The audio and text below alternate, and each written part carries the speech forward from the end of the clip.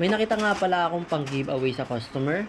Kaya itatabi ko to para may pang give back kami sa mga loyal naming customer.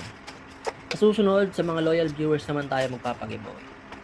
Ba't parang wala katang loyal viewers. Pero sa mga nakasubaybay naman tayo magpapag-giveaway sa susunod.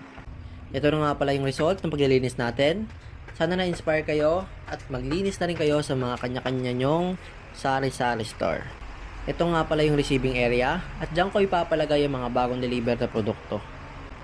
Ginawa naming bodega tong labas na to dahil kulang talaga sa space. Bahay pala talaga to, ginawa lang naming bodega. Kaya ayan, isasara na natin at bubuksan natin ulit. At ayan, ang final result ng paglilinis natin.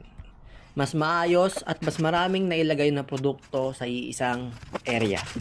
Sana may panibago kayo natutunan sa negosyo. Salamat sa panonood. Paalam!